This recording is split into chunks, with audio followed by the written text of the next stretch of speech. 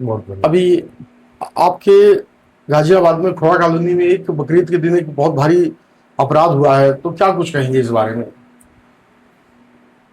ये अपराध ही नहीं, दोस्ती के नाम पर, दोस्त होने की वजह से ये जो कृत्य जिहादियों के द्वारा किया गया है, इसकी मैं कड़े शब्दों में निंदा करता हूं और घोर घृणा करता हूं। एक मासूम बच्चा, 11वीं का छात्र सूरज चौहान, गलती हम हिंदूवादियों की, हम सनातनियों की है कि हम बहुत जल्दी भोले हैं, बहुत जल्दी भरोसे में आ जाते हैं। उसने क्या कह के बुलाया कि आ तुझे मैं ईद, तुझे पार्टी देता हूं या तुझे ईद का दिखा दो बकरा कैसे हलाल होता है। जबकि हमारे धर्म में, हमारे सनातन धर्म में, हमारे हिंदुत्व में इन चीजों से हम लोग वंचित रहते हैं और बहुत दूर रहते हैं। धोखे से, अरे काफिरो बुज़दिल, मैं तुम्हारी ऐसी सोच पर, तुम्हारे माँ बाप की सोच पर, तुम्हारे धर्म की सोच पर थूकता हूं। तुम्हें शर्म आनी चाहिए। अगर बहादुर होते तो एक अकेले बच्चे पर तुम 6-6, 7-7 लोग सवार होकर उसको मौत की घाट नहीं उतारते। अकेला बच्चा है। और उससे ज्यादा शर्म की बात यह रही कि जो हमारे हिंदू छत से वीडियो बना रहे थे, एक भी आदमी उस बच्चे को बचाने के लिए नीचे नहीं उतरा। अगर आज कुछ लोग उसका साथ देते, 100 मीटर तक वो बच्चा भागा, लहू लोहान स्थिति में, खून से लथपथ वो बच्चा 100 मीटर दूर तक भागा, लेकिन 6 के साथ में एक बच्चे की नहीं बचा पाई और उन 6 दरिंदों ने उस बच्चे का नरसंहार किया। महाराज जी की सरकार है, परिणाम भी इंस्टेंट देती है, समय होते ही उसका रिजल्ट भी दे दिया। लेकिन मेरा निवेदन है, अभी जो बच्चे कुछ 5-6 जो हैं, जो इस पूरे इस प्रकरण में शामिल है, वो सभी उतने ही दोषी हैं जितना असद था। उन सब का भी हाल यही होना चाहिए जो असद का हुआ है। मैं आदरणीय योगी आदित्यनाथ जी से, सभी हिंदू धर्म के लोगों से, सभी जितने भी हमारे दल हैं, चाहे बजरंग दल हो, चाहे कोई भी दल हो, हिंदू रक्षा दल हो, चाहे गौ रक्षक दल हो, कुछ जितने भी हमारे साथी हैं दल वाले, जो भी लोग उसकी माँ से, सूर्या की माता जी से मिलने जा रहे हैं, उसको कुछ ना कुछ आर्थिक मदद करें, उसको सहयोग दें, उसका मनोबल बढ़ाएं। उसका बच्चा तो हम वापस नहीं कर सकते, लेकिन जो हमसे हो सकता है, जो हम कर सकते हैं, हम सरकार से, सरकार में बैठे उच्च अधिकारियों से यह प्रार्थना जरूर कर सकते हैं। जो भी सरकारी मदद आर्थिक तौर पर दे सकती है सरकार दे। हालांकि सरकार ने 5 लाख रुपए की आर्थिक मदद और परिवार के एक सदस्य को सरकारी नौकरी का वादा किया है। पर सूर्या की मां ने ना मदद मांगी सरकार से, ना कोई नौकरी मांगी। उसने क्या कहा, जैसे मेरा बच्चा गया है वैसे ये सारे दोषी होना चाहिए, उसका बच्चा वापस नहीं कर सकते। तो मेरा सरकार से यही मांग है कि जितने भी दोषी हैं, जिन्होंने भी ये कुकृत्य किया है, इन सबको बेहतर हुओं के पास भेजना चाहिए। इन सबका भी वही हल होना चाहिए जो उनका हुआ है। तो मेरा मानना यह है व्यक्तिगत, जितने भी दोषी हैं, इन सबको कड़ी से कड़ी सजा मिलनी चाहिए। इन सबको जेल नहीं, इनको सजाए मौत।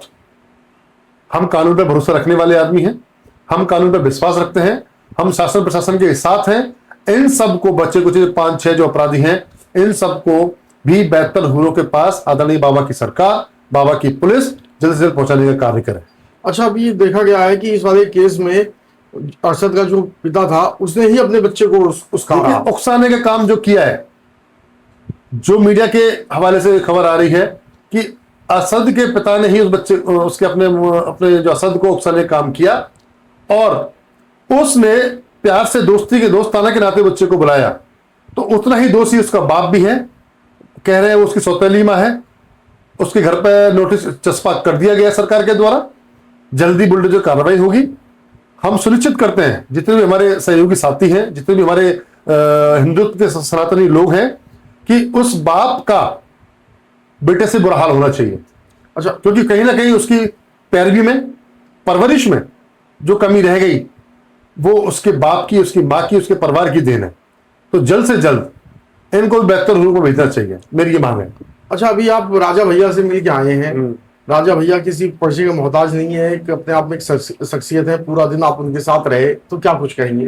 देखिए, राजा भैया दिल के बहुत बड़े राजा हैं, और ये बात मैं नहीं कह रहा, बड़ी बात देखिए, पूरे कुंडा विधानसभा क्षेत्र में लगभग 4.5 लाख की वोटिंग है, उसमें मात्र 10,000 की वोटिंग ठाकुरों की है। ऐसा नेता, ऐसा जन नेता जो जनता के हित में, जनता से प्रेम से, जनता उनका ही निर्णय, उनका फैसला, वही पुलिस, वही कानून, वही जज, वही अदालत है, क्योंकि वो असलियत में गरीबों के मसीहा हैं, गरीबों की मदद करने वाले नेता हैं और बहुत प्रेम भाव से जनता के सबका बिना जातिगत के भेदभाव के किए हुए हिंदुत्व के असली योद्धा हैं, सनातन की पहचान है। तो आश्चर्य की बात नहीं होगी, हम हिंदुओं की, हम युवाओं की मांग है कि जब बाबा प्रधानमंत्री देश के बने तो राजा भैया को निश्चित ही तौर पर उत्तर प्रदेश की कमान देनी चाहिए। वो बहुत अच्छा हिंदुत्व के लिए, हिंदूवादियों के लिए ऐसा एक उदाहरण पेश करेंगे जो आज तक कोई पेश नहीं कर पाया। अच्छा, आखिरी सवाल बस आपसे ये पूछूंगा मैं कि अभी प्रधानमंत्री जी ने देशवासियों से पेट्रोल, डीजल और कई चीजों पे बचत की अपील किया है, तो क्या कहेंगे आप? देखिए, आदरणीय मोदी जी बहुत सुलझे हुए और वो सम्मानीय नेता हैं, देश के नहीं आज की देश में पूरे विश्व के पटल पर उनसे योग, उनसे सहयोग और उनसे रणनीति का नेता नहीं है। जब देश आर्थिक स्थिति में होता है, आर्थिक संकट में होता है, तो किस तरह से एक देश का मुखिया अपने देशवासियों के लिए, जनवासियों के लिए और कहां से जो कमी, जो भविष्य में कमी आने वाली है उसको पहले से अगर उस पर स्टडी करके अगर काम करते हैं तो देखिए, पेट्रोल डीजल क्या कही, एक देश के प्रधानमंत्री ने अपने 14-15 गाड़ियों के काफिलों को मात्र 2 गाड़ियों के काफिलों में बदल दिया, और वो भी गाड़ी कौन सी, वो भी ईवी, इलेक्ट्रिकल व्हीकल में। और उसके देखते ही देखिए कितना प्रभाव पड़ा। सारे केंद्रीय मंत्रियों ने, जितने भी हमारे भाजपा के या जितने भी देशवासी हैं, उन्होंने अपना मोदी जी की बात का आह्वान किया, मोदी जी की बात पर आह्वान का भरोसा किया, उनको विश्वास दिलाया कि हम आपके साथ हैं। और आदरणीय प्रधानमंत्री जी की बातों का सब नेताओं ने, सारे मुख्यमंत्रियों ने, सारे विधायक सांसदों ने अमल किया है और जरूर वो देश हित के लिए उपयोगी होगा।